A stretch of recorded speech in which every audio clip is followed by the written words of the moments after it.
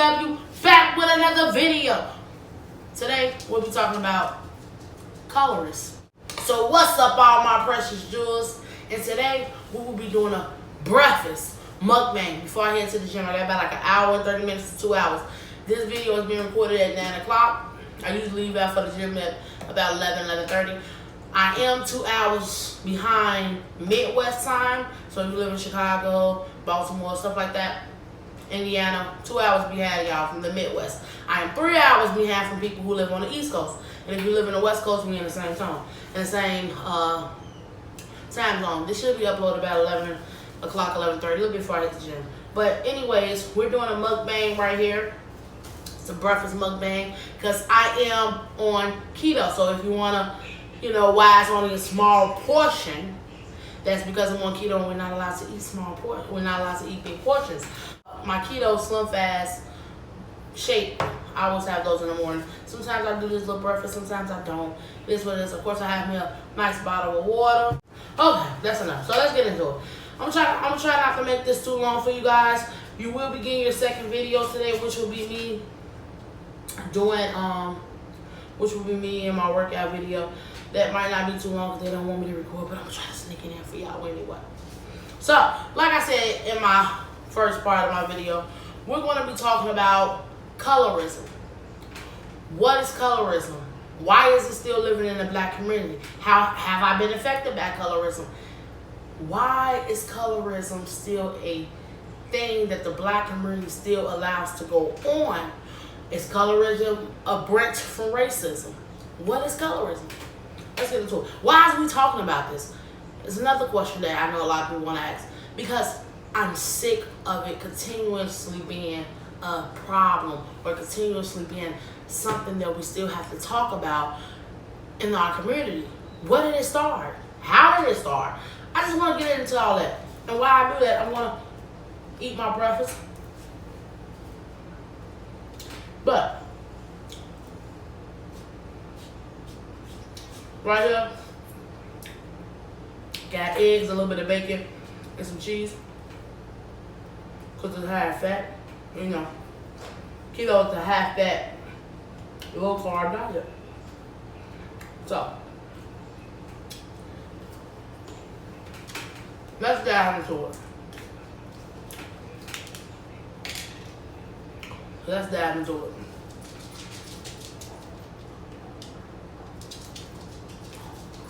If you guys see any cats or animals, it's okay.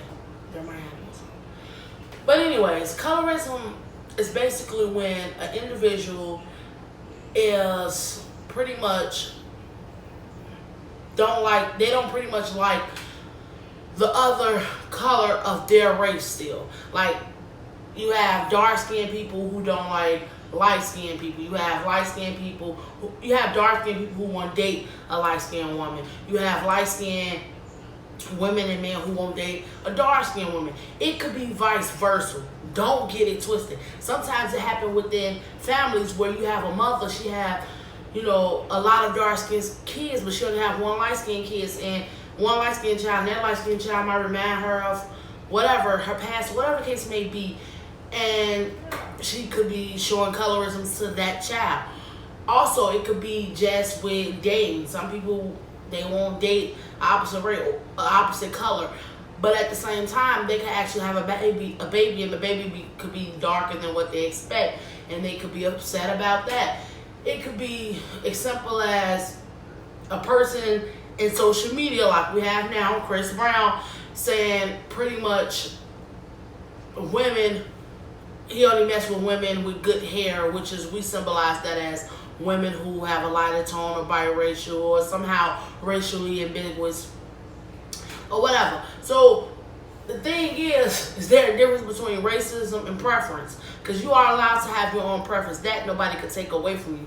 But then again, when you want to throw in certain things, it makes the black woman question, like, what are you talking about? What are you thinking? Like, what is your intent? Is that? But I'm gonna say this: there's a lot of, and not all, there's a lot of people who are biracial who do not even identify with being black. Okay, and the reason why they don't identify with being black, why? Because there is no There is no privilege with being black. Oh, I think I'm starting to touch on something. Oh, I think I'm about to start touching on something. But let's talk about why do you not pay for plate? Because I want to wash dishes. I want to eat this. I blow my food. And that's what it is.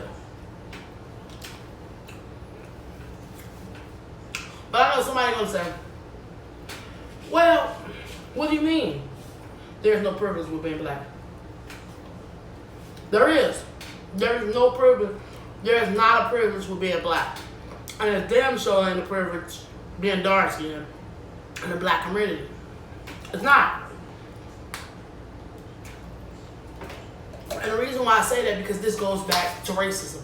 Now I'm going to educate some of my younger fans, some of my younger subscribers, and some of my older ones. Well, most people should know this. But anyways, back during racism, not racism because we're still in racism, back during slavery, okay, well, I still believe we're still enslaved, but that's another time. But during the time that our ancestors was enslaved, you had the darkest skin tone people work in the fields. You had the lighter skin tone people worked in the house, cooking their food, washing their clothes.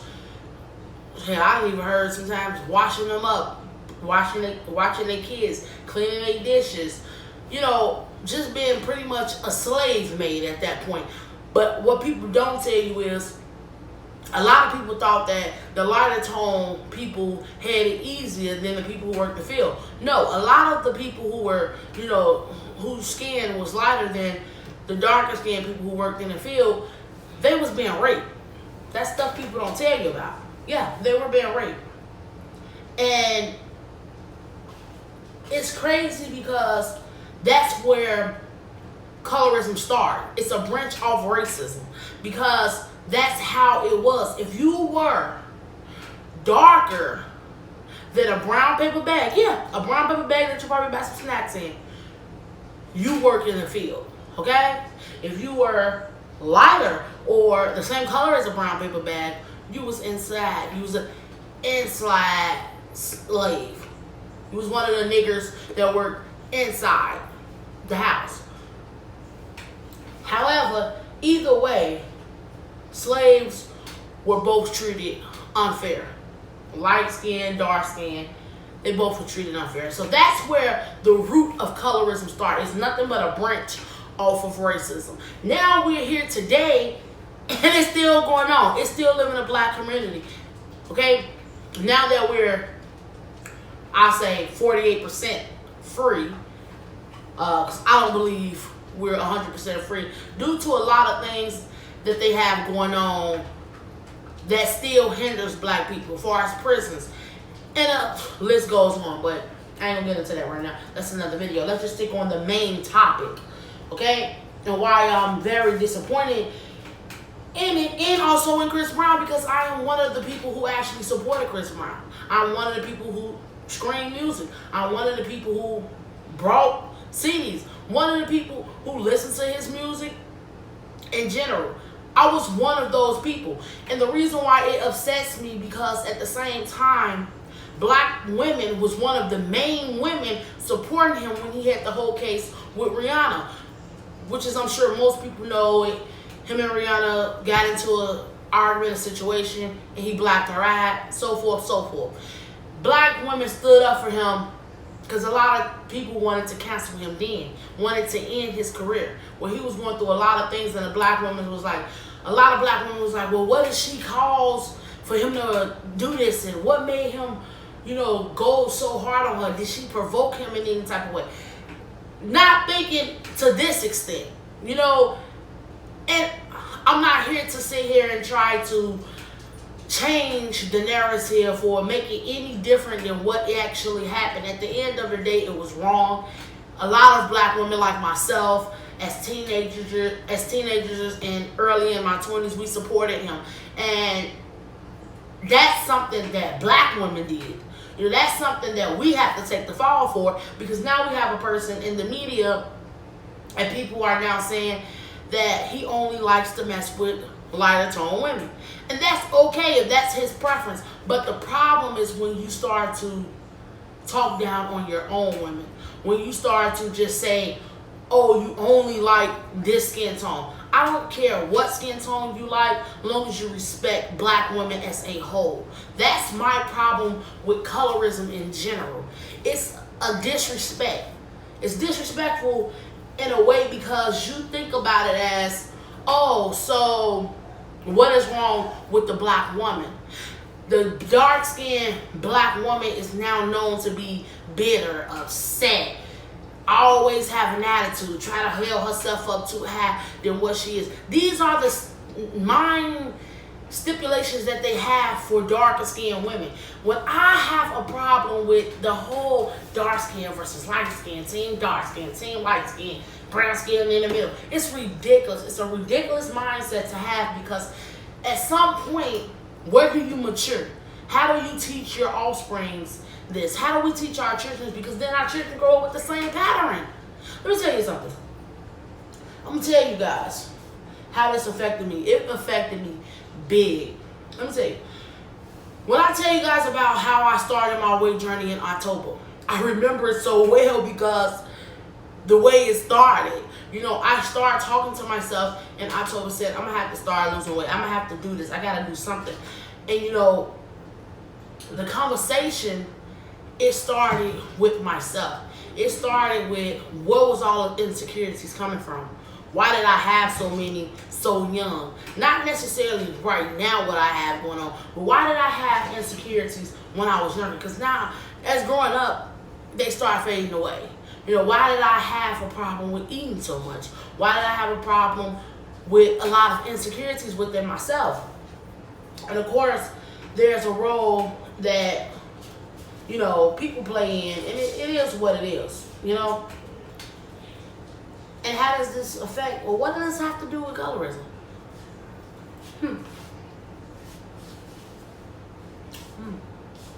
Let's get into it.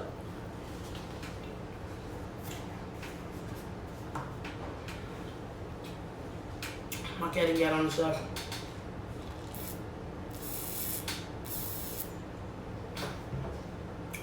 Well, anyways, so growing up, I realized colorism as a little girl. The thing about it is I didn't know what it was. I promise you.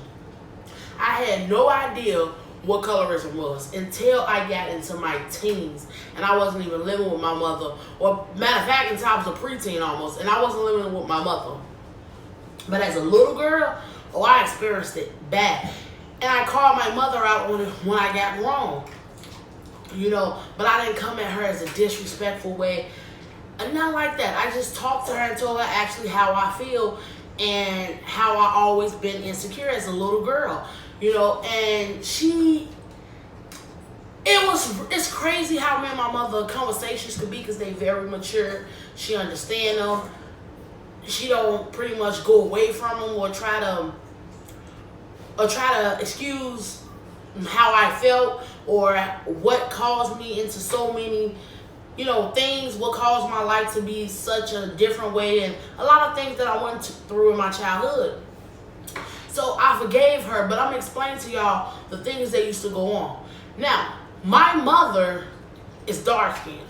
My sister is dark-skinned. And I'm just the lighter one. You know, I'm the lighter daughter. My sister looked literally just like my mother. Okay? I looked like my grandmother, which my mother gave me my grandmother full name.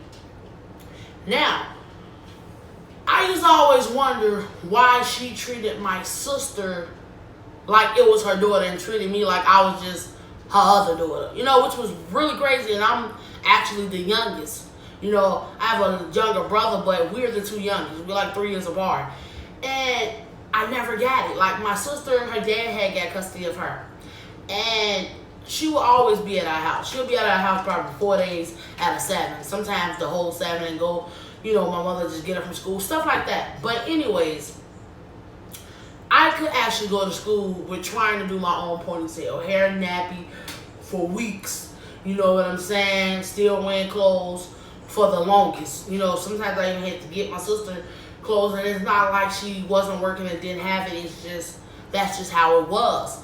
You know, and I realized it, but as a kid, you don't really say much because you can disrespect your parent and that can go a whole other way. You know what I'm saying? But anyway, look, I can go for weeks. Okay? When our hair being home, decent clothes, go to school looking weird, crazy, clothes is not the way it should be, all kinds of stuff. But my sister could come and be with us for weeks, and my mother somehow would make sure she had $150, $175 for micros, or whatever style my sister wanted. But mostly it was micros back then because that was, you know, a popular thing. You know, and I just thought it was crazy because I'm like, how'd you get her hair done? Like, and you wouldn't comb my hair. Now, I was grateful that my sister came, you know, and she would do my hair because me and my sister is like 7 years apart. I was glad she came and she would do my hair. And it would hurt because it'd be so matted and not done for so long. This is something you won't forget because the pain you go through after not having your hair done for weeks. You know what I'm saying? And when she comes, sometimes she would do my hair, and sometimes she won't. She's a teenager. I'm only a 7, 8-year-old kid. She didn't really, you know, have to do it. She was a kid. She was a teenager herself. You know, but it was just crazy because that's just how it went. And I never understood it. And I was like, well, why does she do that? You know, why would she buy her new clothes and sometimes she won't buy me new clothes?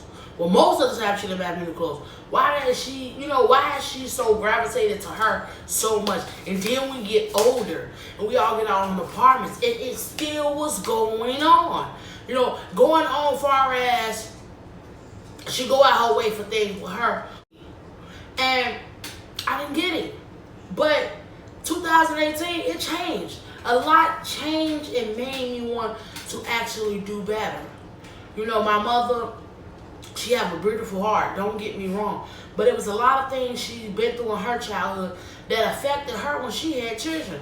And colorism was one of the things. Now her sons can never do no wrong. So it never affected them in a way. And the thing that's crazy, me and my sister always had a really decent relationship. So I never brought it up to her. I never, you know what I'm saying, was upset with her because I don't even think she really paid attention to it because she was, you know, the favorite daughter. You know, and when I say it affected me with my weight journey, my mother, she been on drugs for years. Still is. I love her regardless.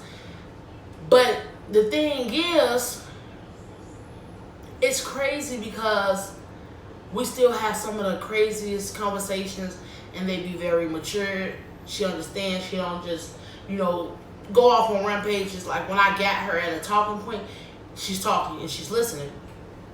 However, I never brought it up to her. I let it go on for years and years and years and years until I turned 25. I pretty much had enough. I had enough. I have been through enough. I had so much stuff going on. Growing up, you know, my mother, she picked drugs sometimes over us eating proper meals, and that meant we ate chips, pops, you know, a lot of unhealthy things, which that didn't affect me 100% as an adult, but it affected me as a child going into my adulthood. So now I have to change my mindset and teach my child the real way of proper nutrition, is proper health, exercising, something I wasn't taught. So that's why you see videos with my daughter in there, and I'm teaching her because I want her to understand how to take care of her body. That's something I wasn't taught. Fast forward to me, you know, getting taken away from my mother, living with my one of my relatives, I was already low self-esteem, low, like very low. And I'm able to talk about it and not get so emotional anymore, because at the same time, I accept her apology. I accept her apology in 2018, which was last year. We had a conversation, and I go Facebook Live every time I work out. But I'm going to cut it down some so people can see more of the process. So if they don't see me a lot, they'll be able to see it. But anyways, me going live, my family in Chicago, friends, people I grew up with, people who know me, and some of the people who are in Vegas who support me, and a lot of people from all over the places in the country I don't know, they all watching me when I'm live on Facebook working out. When I started talking about it and showing heftier meals, me posting them on Facebook, you know, all my family and friends, they was encouraging and happy. Some people wasn't, you know, and that's fine. But at the same time, we talked. She contacted me, you know, that's when I started working out, but I didn't have my elliptical. I was just pretty much just doing little stuff. And we started talking. That's really when the weight loss journey really started, back in like October. And I did end up getting my elliptical probably about December. I started playing around doing 5 minutes, 10 minutes here and there. And she seen it, you know, and she called me and she was just like, I'm proud of you. I'm glad that you actually taking initiative in your weight. I know it started with myself. And, you know, it's a lot of things that I know I did to you that affected you, and I didn't think of it because of what I've been through. And I realizing now that it affects you and you grew so much. You know, like, I'm the only one who left Chicago and lived far away. Like, I'm the only one living in Vegas. I had talked to her and I mentioned, I said, Mom, why did you used to do stuff for my sister that you didn't do for me? Like exhibiting colorist behavior, like as if I was just your other daughter, like I wasn't your daughter because I didn't look too much like you. And she would say, you know, when I grew up, my mother used to do a lot of things like I did to you, to me, because she is the only dark-skinned daughter of my grandmother. Like, my grandmother have all light-skinned daughters. And I was like, huh? And I was like, that's when I knew. It took me 25 years to learn, well, 26. I was 26 last year. It took me 26 years to learn colorism is a learned behavior. That is not something you just wake up and be. Of course I know that. Just like I know racism is not something people just grow up and be. It is a taught behavior. You are taught to be racism. You are taught to be a colorist. You just don't wake up thinking, oh, because she is lighter, she's pretty. Oh, because he's darker, she's prettier. It doesn't, life doesn't work that way. Unfortunately, my grandmother did it to her, and she did it to me. And she told me, clear on the phone, last year, you reminded me so much of that lady. You look just like her. That's why I gave you a name.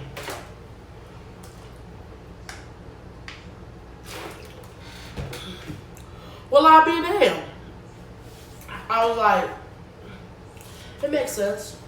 She was crying. She was upset with herself because she didn't realize, I noticed it, I think. She didn't realize how it would affect me growing up with so many insecurities, thinking I wasn't pretty enough, thinking I wasn't good enough. And I used to think that for a very long time. A very long time. You know, the weight just came from being able to eat what I wanted to eat now that I could eat it. Over the years, and definitely when I got a doctor, and I can buy what I want. You know, and I blame myself for that. That's why I said I've been forgave my mother over a year ago, so I'm able to move on. I'm able to work on myself. I'm able to get in depth and learn health and get in tune with myself. Because I'm at a point where I'm okay with what I've been through. I have accepted my past. So now that I'm in my future and I'm trying my best to do what I need to do and teach it to my daughter, that way she don't have to go through what I went through, because I went through a lot. You know, a lot. The list goes on. It's way even more deeper than this. This is just the root of how I was able to even start my journey and be okay. But anyways, the phone conversation pretty much went very unexpectedly, you know. And before I get back into the conversation, I had mentioned this to my boyfriend a while back. I mentioned this to him when we were still living in Chicago. He thought I was crazy. He was like, come on, man, you bugging. But why can't I like that with your brothers? And my brothers, you know, they dark, brown skin, whatever. But like I told him, mothers accept their sons just about regardless of anything. That's just what it is. But for me, it wasn't like that. And I thought I was just tweaking, or tripping growing up. Nope. I was right. And she pretty much cleared it up. She cried, she apologized. I understood it, because the same thing that my grandma did to her, that she said my grandma did to her, I know for a fact she did it to me. And she know it, because she apologized for it.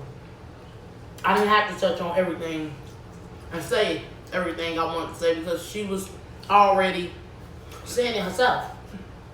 You know, and he was like, I hope this helped you, you know, be able to move on, and I hope you're able to forgive me, and I hope you're able to go through your journey of losing weight and helping other people, because now you know that I'm actually sorry for what I did, and I try my best to, you know, fix it. However, from that day, she tries with certain things she does, but at the same time, it is what it is, you know. But I accept her apology. It was just a whole lot of things going on, and imagine growing up 10 years with your parent, only 10 years before you was taken by the state, and that's the way you was treated. And now when you living with relatives and group homes and other foster care centers, you have so much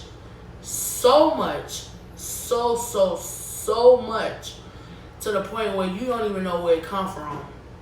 You don't think you're good enough. You think that you're ugly.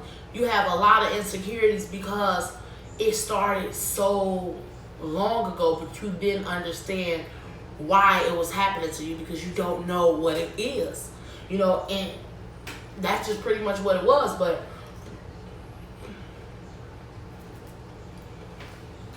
personally, growing up now, I really think colorism is just ignorant. It's an ignorant mindset. It's an ignorant way to think. And honestly, the only way to stop and change is only in the black community. We are the only ones who can stop it. There's no possible way anybody else could change it other than us, because we the ones still allowing it to live in our communities. Like, seriously, we are. And I tell you right now, I'll be a fool to sit here and lie to you and tell you that nobody could be. No. A light-skinned person could be colorist. A brown-skinned person could be colorist. A dark-skinned person could be colorist. Anybody could be colorist. It's all about what you allow. You know, if you allow yourself to think that way, then that's what it is. Personally, for me, I feel everybody is beautiful, because anybody is always somebody for somebody. You know what I'm saying? Have you ever heard? There's somebody for everybody. It truly is. And beauty is in the eye of the beholder. It's what you think is beautiful. You know what I'm saying? Like, I just think people are really crazy when they say these things like, oh, she's not pretty because she's not like that. Or he's not pretty because he's too dark. Or she's too dark. It's ridiculous. I feel like we are black people. We come in different shades. We come in different sizes. And that's just what it is. But we are all black. What makes you any better than a darker skinned woman? What makes you any better than a lighter skinned woman? Nothing. We are all black. And to the white man or the white woman, you're still a nigger. You are. You're still a nigga, and that's just what it is. I have dated dark-skinned men, light-skinned men, caramel men. It doesn't matter to me. If I think you're attractive, then you're attractive. I don't think that people are prettier or uglier because of their skin tone. It's ignorant. It's an ignorant mindset. I never thought that a darker-skinned man looks uglier than a light-skinned man, or a light-skinned man look better than a dark-skinned man. It's ignorant. And we are the ones who keep letting it live on in our communities. It's an ignorant mindset, and I refuse to allow my daughter to grow up thinking some crap like that.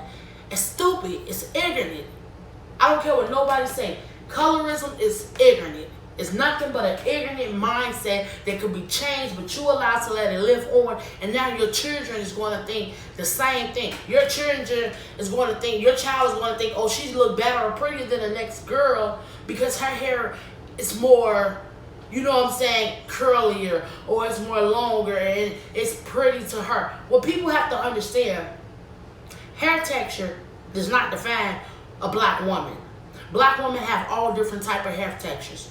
All different time. You have straight, you have coarse, you have even more coarser hair. We have all different types of hair. Okay? How is it that good hair is curly hair or straight hair? How? It doesn't make sense. It's up to you to determine what you think your hair is. What people don't understand about that is our hair is ancestry as hell. We have so much history behind our hair that people don't understand it. But then they would down the black woman. They would down her hair, and they wonder why you have other races of women from the Latino community, from the white community, from the Chinese community say wild things about black people like, oh, they just mad because we're taking their man. No, sis. You can keep him. If that's the way he feel, just as the way as you feel. Keep him. We don't want him. I can speak for all black women. We don't want him either. Because one thing a real black king is not going to allow, he's not going to allow any race of women or any race of men talk down on a black queen. It just doesn't work that way. That's not how things work. That is not okay. You don't see other races of white men talking down on white women. It just don't happen like that.